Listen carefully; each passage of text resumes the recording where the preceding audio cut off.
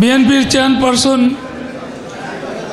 তিনবারের সাবেক প্রধানমন্ত্রী দেশনেত্রী বেগম খালেদা জিয়া আজ জীবন মৃত্যুর সন্ধিক্ষণে তিনি স্বৈরাচার বিরোধী আন্দোলন করে 9 বছর গণতন্ত্র প্রতিষ্ঠা করেছিলেন। এরপরে আবার তিনি প্রধানমন্ত্রী হয়েছেন। আবার সেই স্বৈরাচারিণী শেখ হাসিনা ষড়যন্ত্রের জাল বিস্তার করে রাষ্ট্র ক্ষমতা দখল করে নিয়ে গণতন্ত্রকে ভুলুণ্ঠিত করেছে।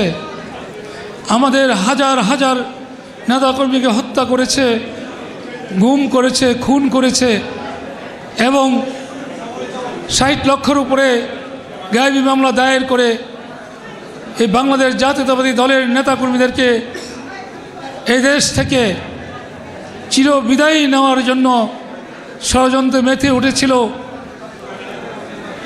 এমন এক সময়ে তাকে একটি মিথ্যা মামলা দিয়ে, তাকে মিথ্যা সাজা দিয়ে কারাগারে বন্দি করে রাখা হয় প্রায় 6 বছর, যেটা এদেশের জাতীয়তাবাদী শক্তির যত দল আছে সবার মনে অত্যন্ত দুঃখ এবং কষ্টে বেদনার জন্ম দিয়েছিল।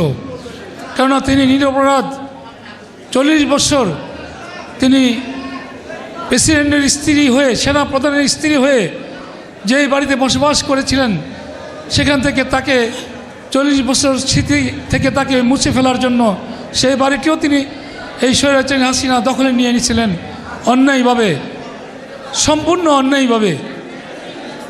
তাকে জেলে দিয়ে তাকে চিকিৎসা নিতে দেওয়া হয়নি এবং তারপরে অনেক অন্যায় অবিচার হয়েছে।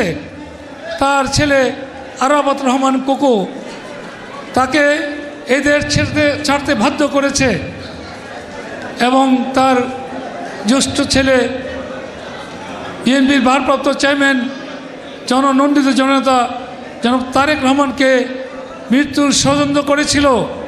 তার কোমর এবং তার সারা শরীরে আঘাতের চিহ্ন, কোমর ভেঙে দেওয়া হয় যাতে সে আর ঘুরে দাঁড়াতে না পারে। কিন্তু মহান আল্লাহ তাআলা যাকে বাঁচিয়ে রাখবেন তাকে হত্যা করা সম্ভব নয়। আজকে এত পথ পরিক্রমা পেরিয়ে সুদূর লন্ডন থেকে আমাদের নেতা জননন্দিত জনতা জনাব তারেক রহমান সাহেব বিএনপি সহ এদেশের জাতীয়বাদী শক্তিকে যেভাবে পরিচালিত করেছেন, বৈষম্যবিরোধী ছাত্র আন্দোলনকে যেভাবে তিনি সহযোগিতা করেছেন উপদেশ দিয়ে ছাত্রদলকে মাঠে নামিয়ে এবং এদেশের জনগণকে যাতে মাঠে নামে সেই জন্য তিনি কাজ করে গিয়েছেন।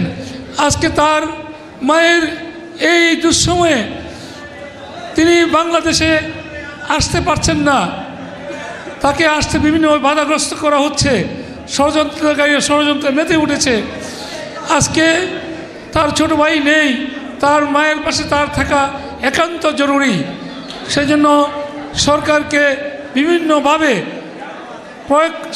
চাপ প্রয়োগ করা হয়েছে যাতে অনতিবিলম্বে আমাদের দেশ নায়ক তারেক রহমান এদেশে ফিরে এসে তার মায়ের এই জীবন মৃত্যুর সন্ধিক্ষণে তার একটি সেবা করতে পারেন, তার পাশে থাকতে পারেন। আমরা এ দেশবাসীর কাছে এবং আমরা যত রাজনৈতিক দল আছেন সবাইকে বলবো ভেদাভেদ ভুলে, সমস্ত কিছু ভুলে গিয়ে আপনারা সবাই বৃহত্তর মনের পরিচয় দিয়ে খালেদা জিয়ার জন্য দোয়া করবেন। তিনি যদি সুস্থ হয়ে উঠেন, তাহলে তিনি যদি কিছু নাও করতে পারেন, আপনাদেরকে মুরব্বী হিসাবে আপনাদেরকে পরামর্শ দিতে পারবেন। সেই জন্য আমি আজকে দেশবাসীর কাছে দোয়া চাই, এদেশের যত বাংলাদেশের জাতীয়তাবাদী বিশ্বাসে যত আলেম ওলামা আছেন এবং পীর মাশায়েখ সকলের নিকট দোয়া চাই।